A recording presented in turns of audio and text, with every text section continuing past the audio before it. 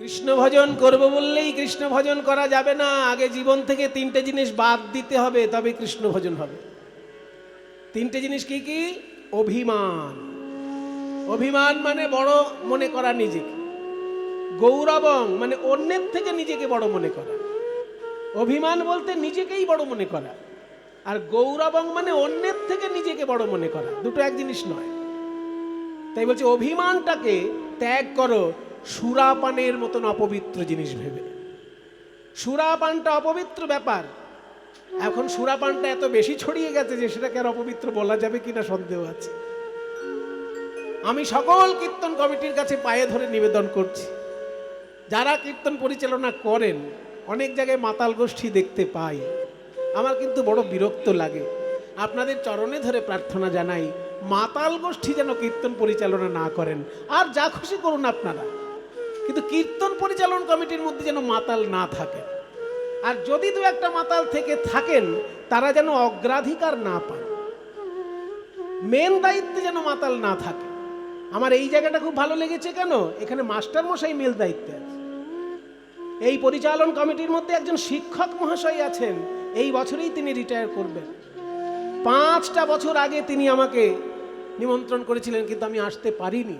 তখন মহামারীর এমন একটা বিকট পরিস্থিতি ধারণ করেছিল যে আসা সম্ভব হয়নি।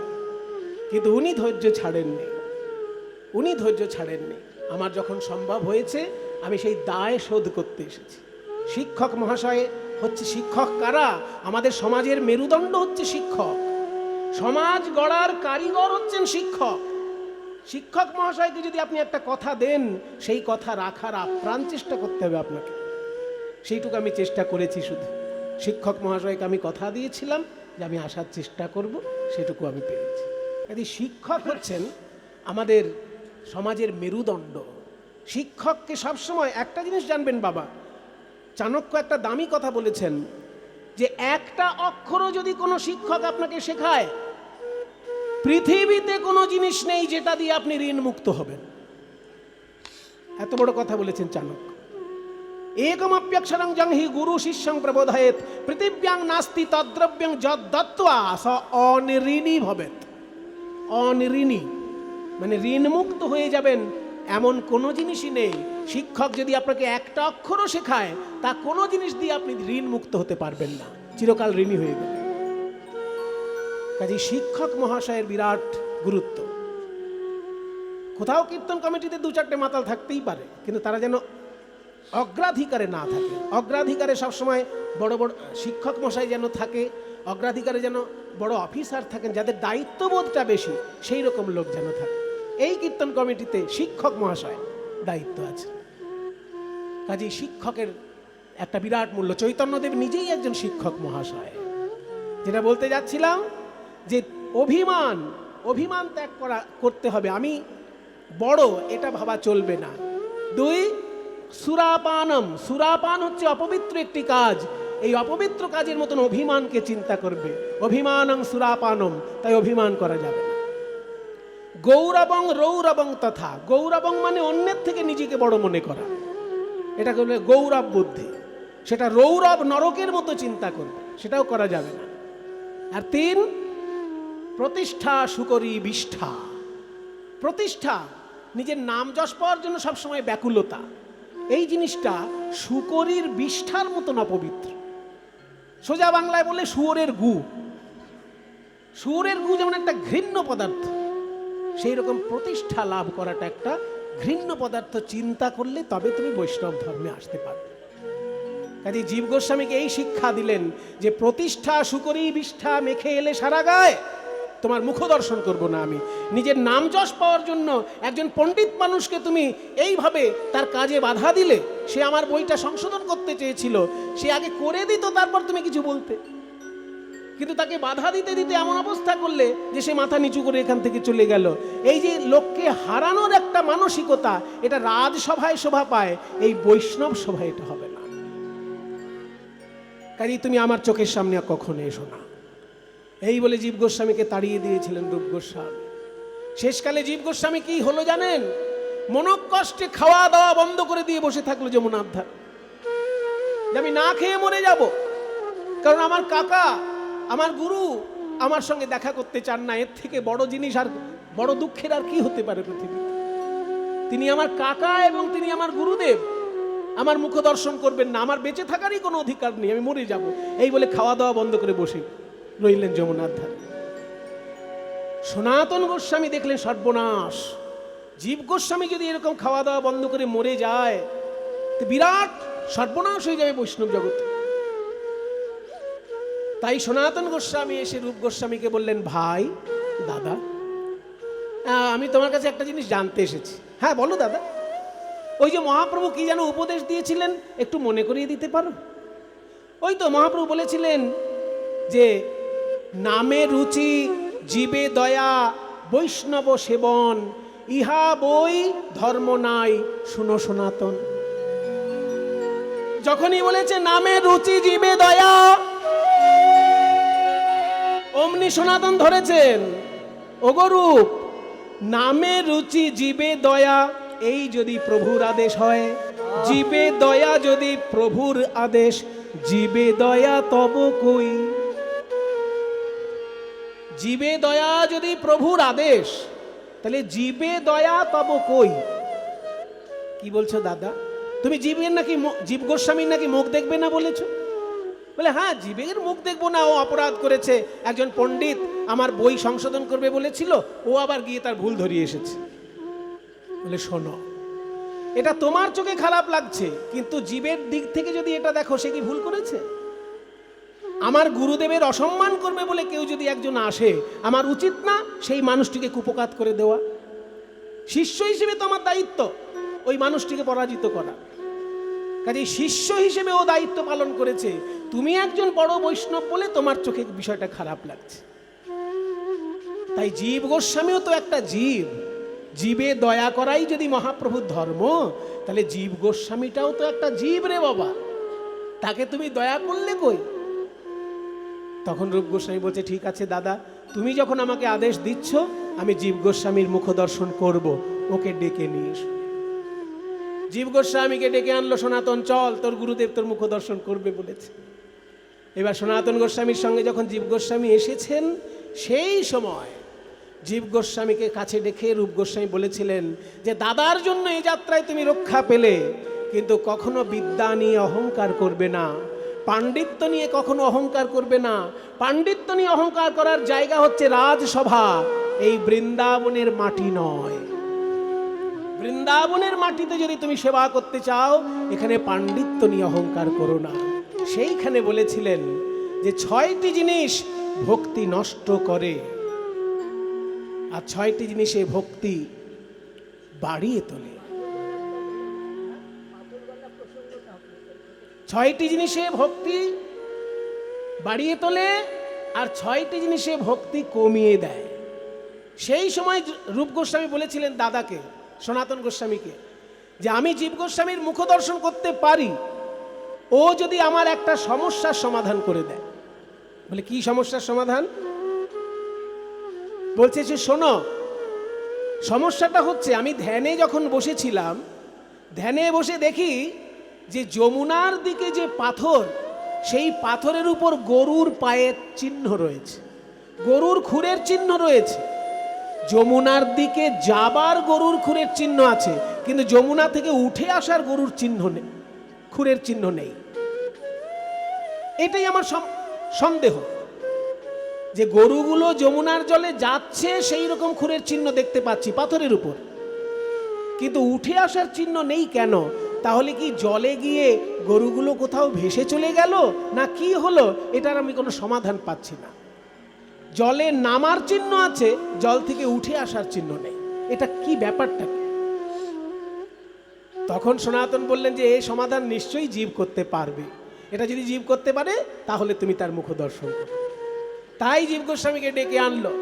জীব গোস্বামী এসে বলে, গুরুদেব আপনি সবই জানেন, তবু আমার মুখ থেকে শোনার জন্য আপনি এই কথা বলেছেন। শুনুন গুরুদেব, যমুনায় যাবার সময় গরুর খুরের চিহ্ন আছে, কিন্তু যমুনা থেকে উঠে আসার গরুর খুরের চিহ্ন নেই কেন জানেন? আমার যেটা মনে হয়েছে আমি সেটা বলছি। গরুগুলো যখন যমুনায় যাচ্ছিল, সেই সময় শ্রীকৃষ্ণের বাঁশি বেজেছিল। আর শ্রীকৃষ্ণের বাঁশির এমন ক্ষমতা, পাথরকে গলিয়ে দেয়। কাজেই সেই সময় পাথরগুলো কাদার মতো নরম হয়েছিল। তার উপর দিয়ে গরু চলে গেছে যমুনার জলে, কিন্তু যমুনায় স্নান করার পর গরুগুলো যখন উঠে এসেছে তখন আর বাঁশি বাজে না। কাজেই পাথর আবার শক্ত হয়ে গেছে। পাথর যেহেতু আবার শক্ত হয়ে গেছে, আর গরুগুলো উঠে আসার সময় তাদের পায়ের চিহ্ন পড়েনি। যাবার সময় বাঁশি বেজেছিল, তাই পাথর নরম ছিল। এই রকম সুন্দর সিদ্ধান্ত যখন জীব গোস্বামী করে দিলেন, সঙ্গে সঙ্গে বুকে জড়িয়ে ধরেছিলেন রূপ গোস্বামী। অত্যাহার প্রয়াসশ্চ প্রজল্প নিয়মাগ্রহ জনারৌলঞ্চ লোলঞ্চ ষড়ভির্ভক্তি বিনশ্যতি। হরি ওম হরি ওম হরি ওম হরি ওম হরি ওম হরি ওম হরি ওম। তাহলে কি বুঝলেন? রূপ গোস্বামী যখন জীব গোস্বামীর সঙ্গে দেখা করলেন, বললেন তোমার সিদ্ধান্ত শুনে আমি অবাক হলাম। এত সুন্দর তুমি সিদ্ধান্ত করতে পারো। ঠিকই তো বলেছ। যখন গরুগুলো যমুনার জলে যাচ্ছিল তখন বাঁশি বেজেছে, আর শ্রীকৃষ্ণের বাঁশিতে এমন ক্ষমতা, পাথরকে গলিয়ে দেয়। তাই নরম পাথরের উপর গরুর খুরের চিহ্ন আছে যাওয়ার সময়, কিন্তু আসার সময় আর বাঁশি বাজেনি, তাই পাথর শক্ত হয়ে গেছে। তার উপর দিয়ে গরু উঠে এসেছে আর পায়ের চিহ্ন পড়ে। দারুণ সিদ্ধান্ত করেছো জীব, তুমি আমার বুকে এসো। কিন্তু একটা জিনিস মনে রেখো, ভবিষ্যতে এই ভুল আর করো না। 6টা জিনিস যদি ত্যাগ করতে পারো তবে ভক্তি তোমায় আরো বাড়বে। 11টা উপদেশ দিয়েছিলেন রূপ গোস্বামী, আমি একটা বলছি আপনাদেরকে। সব জিনিস বললে পরে শুধু তত্ত্ব কথাই হয়ে যাবে তো, সেই জন্য 11টা উপদেশ দিয়েছিলেন, আমি একটা বলছি। 11টা উপদেশের মধ্যে একটা শ্লোক হচ্ছে যেখানে বলছেন 6টি জিনিস ত্যাগ করবে যদি ভক্তিকে আরো পুষ্টি লাভ করাতে চাও। সেই 6টি জিনিস কি কি? অত্যাহার, মানে বেশি খাওয়া, গপ গপ গপ গপ গপ গপ গপ গপ করে শুধু খাই খাই যাদের অভ্যাস, তাতে ভোগ হবে, ভক্তি হবে না। ভক্তি যাজন করতে গেলে খাওয়া দাওয়ার উপর নিয়ন্ত্রণ চাই। তাই বলছে অত্যাহার, খাবে নিশ্চয়ই, শরীরকে টিকিয়ে রাখার জন্য তো খেতেই হবে, পুষ্টিকর খাদ্য খাবে, কিন্তু গপ গপানি নয়।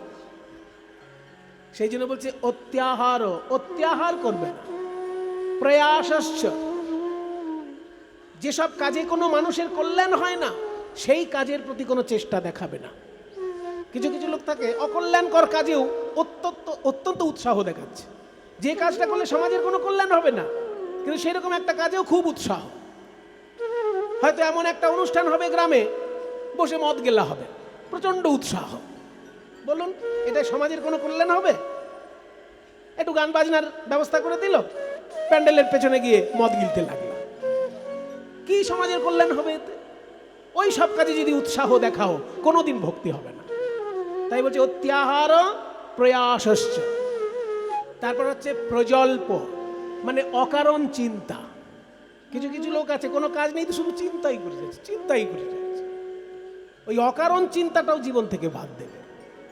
অত্যাহার প্রয়াসশ্চ প্রজল্প নিয়মাগ্রহ, নিয়ম করে অন্যায় করা, এক অন্যায় রোজ করা, এটাও ভক্তি ধর্মের বাধক, করা চলবে না। যখন বুঝতে পেরেছো এটা অন্যায়, আর করো না। আগ্রহ, কুকর্মে আগ্রহ দেখানো, এটাও করবে না। তাহলে অত্যাহার প্রয়াসশ্চ প্রজল্প নিয়মাগ্রহ। জনসঙ্গ, অসৎ মানুষের সঙ্গ করবে না। সৎসঙ্গ নিশ্চয়ই করবে, ভালো মানুষের সঙ্গ করবে, কিন্তু অসৎ মানুষের সঙ্গ করবে না। আর কি?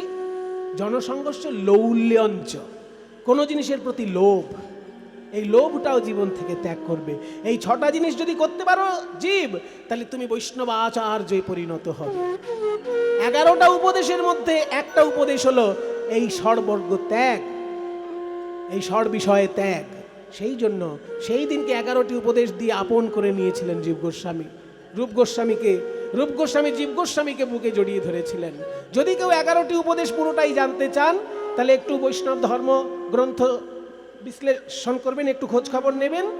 ওই যে 11টি শ্লোক, সেগুলোকে একসঙ্গে বলা হয় উপদেশামৃতম। আমি নামটা বলে দিলাম, বৈষ্ণব গ্রন্থে খোঁজ করবেন, পেয়ে যাবেন। উপদেশামৃতম, তাতে 11টা শ্লোক পরপর রয়েছে। তাহলে শ্রীকৃষ্ণের বাঁশি যখন বাজে, তাতে পাথর গলে জল হয়ে যায়। কাজেই শ্রীকৃষ্ণের যে 64 গুণের মধ্যে 4টে গুণ হলো লীলা মাধুর্য, প্রেম মাধুর্য, রূপ মাধুর্য আর বংশী মাধুর্য। শোনো গদাধর, আমি যে মুখ দিয়ে বাঁশির সুর বার করছি, কি করে বার করছি জানো? আমার পূর্বজন্মের অভ্যাস আছে, সেই জন্য। কি করে পূর্বজন্মের? মানুষ হলো অভ্যাসের দাস। তো অভ্যাসের দাস বলে মানুষ অসম্ভব সবসময় একটা কিছু না কিছু কাজ করবে। অভ্যাসের দাস কেমন? একটা ছোট্ট উদাহরণ দিচ্ছি।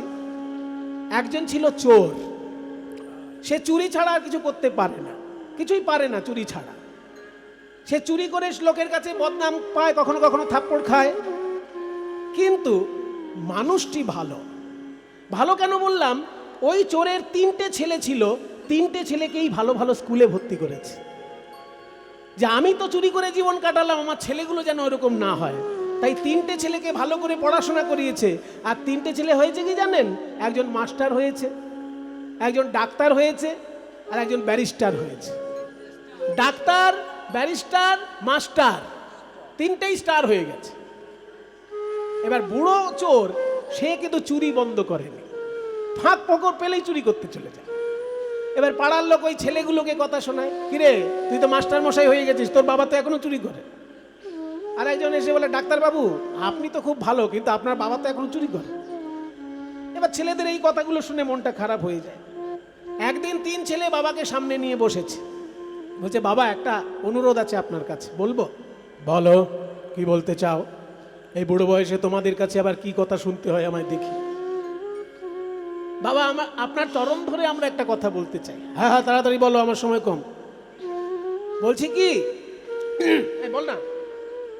বলছি কি, যে আপনি এমন একটা কাজ করেছেন সারা জীবন, যে লোকের কাছে নিন্দনীয়, কিন্তু তবু আমরা আপনাকে কিছু বলি না, কারণ কাজটি করে আপনি মদ খেয়ে পড়ে থাকেননি। ওই পয়সা দিয়ে আপনি আমাদেরকে মানুষ করেছেন।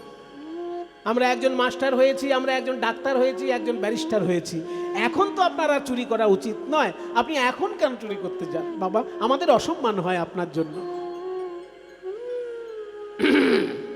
বুঝেছি, তোমরা ওই পাড়ার লোকের কথায় কান দিয়েছ। এবার আমার উত্তর শুনবে? শোনো, আগে আমি চুরি করতাম অভাবে, আর এখন আমি চুরি করি, এই তো আপনারাই বলে দিলেন, স্বভাবে। স্বভাবে ওই অভ্যাসটা আমার কিছুতেই যাচ্ছে না। আমার এখন আর টাকার কোনো দরকার নেই, তোমাদের মতন রত্ন ছেলে রয়েছে আমার, কিন্তু ওই অভ্যাসটা আমার যাচ্ছে না। তখন ছেলেরা সিদ্ধান্ত নিল, তাহলে এই যদি বাবার উত্তর হয়, এই শোন, আমরা 3 জন যখন চাকরি করতে যাব, বাবাকে বাড়ির মধ্যে তালা বন্ধ করে রেখে যাব, তাহলে আর চুরি করতে যেতে পারবে না। তাই 3 ছেলে যখন চাকরিতে বেরোয়, বাবাকে বাড়ির মধ্যে রেখে বাড়ি থেকে তালা দিয়ে দেয়। এবার বাবা কি করে? বাইরে আর বেরোনোর উপায় নেই বলে ওই বাড়ির মধ্যেই বড় ছেলের ঘর থেকে ঘড়িটা চুরি করে নিয়ে ছোট ছেলের ঘরে রাখছে, মেজো ছেলের ঘর থেকে পেনটা চুরি করে নিয়ে বড় ছেলের ঘরে রাখছে, নিজের বাড়িতে এই ঘর থেকে ওই ঘর, ওই ঘর থেকে সেই ঘর চুরি করে বেড়াচ্ছে। একে বলে অভ্যাসের দাস। কাজে অভ্যাস যেমন আমরা ছাড়তে পারি না, তেমনি ভগবান শ্রীকৃষ্ণ ছিলেন, দাপর যুগে বাঁশি বাজিয়েছেন, তিনিই তো গৌরাঙ্গ রূপে কলিযুগে এসেছেন। তাই মুখে বাঁশি নেই, কিন্তু কণ্ঠে সুর আছে, তাই মুখ থেকে বাঁশির সুর বেরোচ্ছে। এসেছে ব্রজের বাঁকা কালো সখা, দেখবে তোদের এসেছে ব্রজের বাঁকা কালো সখা, দেখবি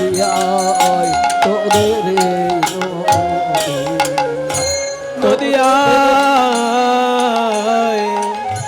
নাই নাই নাই, আর তার কালো বরণ নাই।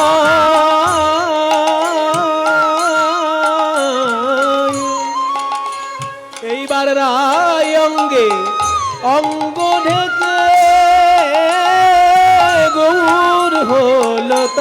আয় আর আয়। তার কালো বরণ নাই। এবার রায় অঙ্গে সঙ্গ পেয়ে গৌর হলো সেই তাই। ব্রজের ভাবের খেলা, সেই ব্রজের রসের খেলা, সেই ব্রজের সাধের খেলা খেলতে এসেছে হেথায়। সেই ব্রজের ভাবের খেলা, সেই ব্রজের প্রেমের খেলা, সেই ব্রজের ভাবের খেলা খেলতে এসেছে হেথায়।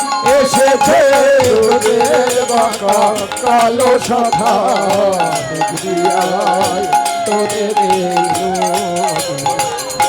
এসেছে ব্রজের বাঁকা কালো সখা, দেখবি আয় তোদের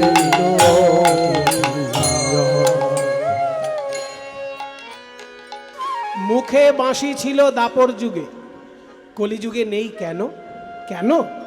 প্রেমেতে ঋণী হয়েছে তারা, তাই হাতের বাঁশি কেড়ে নিয়ে বিদায় দিয়েছে। হয়েছে তারা, তাই হাতের বাঁশি কেড়ে নিয়ে বিদায় দিয়ে